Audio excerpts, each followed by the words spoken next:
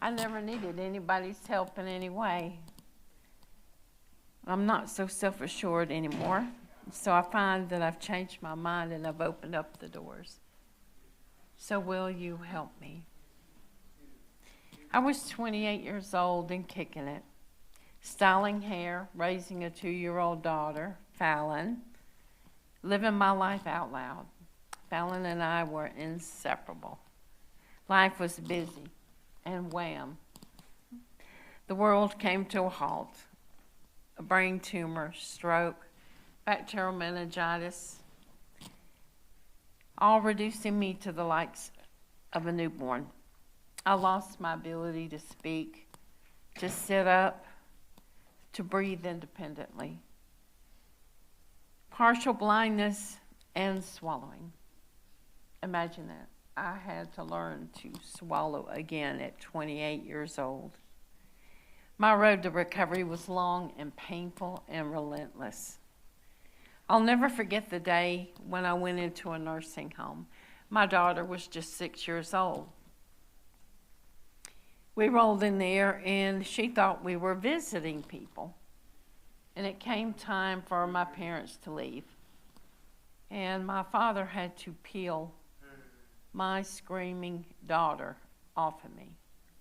She was clinging to me with both hands, screaming into my chest. And I was trying to be strong and not cry. And nobody can imagine how horrible that is for a mother to be separated from her child, not by her choice.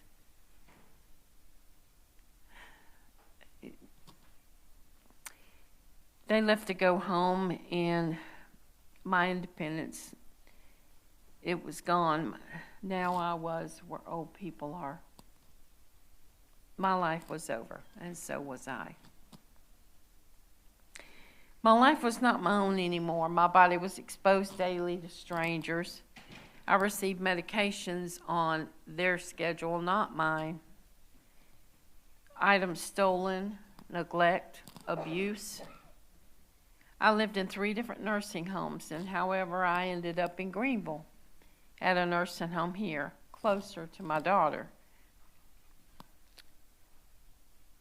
I kept telling the social worker there how I didn't want to be there. I didn't belong there. And she spoke with the Disability and Special Needs Board. They worked together and they got me out. They got me out to my road to freedom. My daughter found a house in the neighborhood that another disabled woman lived at, and I was able to move in with her. And DDSN, they put in a door, they put in a sidewalk so that I could live there. It was amazing. And my daughter could bicycle over to see me because I was in the same neighborhood. Before leaving the nursing home, I acquired a job at Walmart as a greeter. That's how determined I was to get out. And I knew anything I could do would be a foot out of there. So the average cost of living in a nursing home for 1 year is $105,000, if not more now. People live about 2 to 5 years after going into a nursing home. I defied the odds. And trust me, nursing homes are a depressing place to be. It is critical for those who can to get back to their homes. Caregivers. Caregivers are essential. They not only help with care, with bathing and dressing, but transfers and transportation. Social interaction is vitally important to my well-being. I need contact with the outside world. Caregivers are my link. And many times, they themselves are the only social interaction that I have. People think that caregivers are like babysitters. and they're very, very misinformed. As you can imagine, I have had many caregivers through the last 30 years in nursing homes, at home, and many times I've had to train them. Even CNA, certified nursing assistants, I've had to train how to use my Hoyer lift to transport me from the bed to the wheelchair, and that's unacceptable. All caregivers should be trained. And Medicaid and Medicare during the COVID crisis dropped the ball that caregivers had to be certified anymore. Well, yes, that was good during the COVID crisis because we needed more caregivers. And that backfired.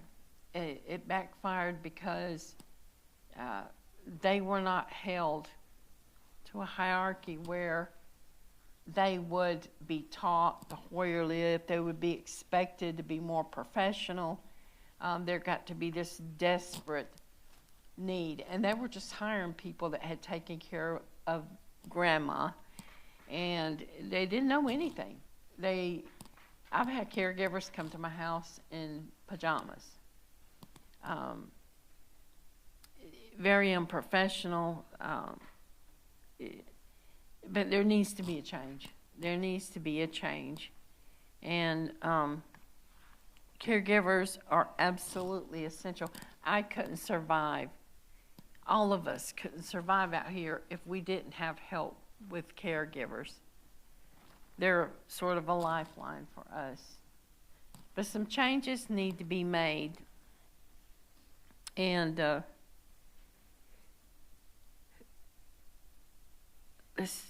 elderly can't survive without help. Communication is another area that needs to be dealt with. The biggest deficit today is the lack of training. During the COVID onset, like I said, hospitals and nursing homes waived the need for the caregivers to be certified, and that started the ball rolling downhill. We need to nurture this area of need. The average pay of a CNA is $22,000 a year. Most of my caregivers are not even certified. They probably aren't even making that much. They definitely do not have insurance, and that's not fair. Caregivers never have insurance. They do get it offered to them, but they can't afford it. And they need insurance for themselves and their families. Caregivers need to be certified with updated curriculum and many hours of hands-on training. And there has to be a salary increase. They're getting paid the same salary Chick-fil-A employees are making. And there has to be benefits such as insurance and incentives. And we need to make this happen. Over 54,000 people in Greenville County alone live with a disability. I am one of these individuals. I fight for my caregivers because without them, my life and my freedom would cease to exist. I want to live as I am an important being to this community. I'm first runner-up 2022 Miss Wheelchair South Carolina.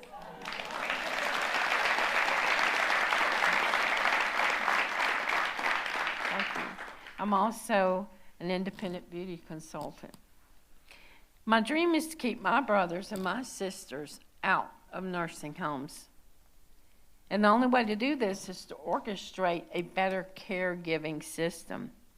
What can we do to make a change happen? I believe it first starts with the public.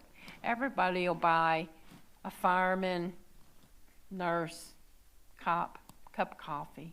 They'll buy them a meal, sometimes gifts. Well, why not caregivers? Caregivers are important people, and they do the dirty work that the higher up people don't. My caregivers have gone beyond for me, painting toenails and cutting my hair. They go beyond, and you know, they have to deal with our bad moods and our crying, and they're incredible people. So I think we need to start paying attention to caregivers out in the public. Do something nice for them. If they're in line at the store, buy their groceries, you know. Buy them a cup of coffee. You know, they usually have on scrubs. So, anyway, they have some of the hardest mentally taxing jobs out there. And I can sit here and talk till I'm blue in the face. But won't you please help me? Write your government.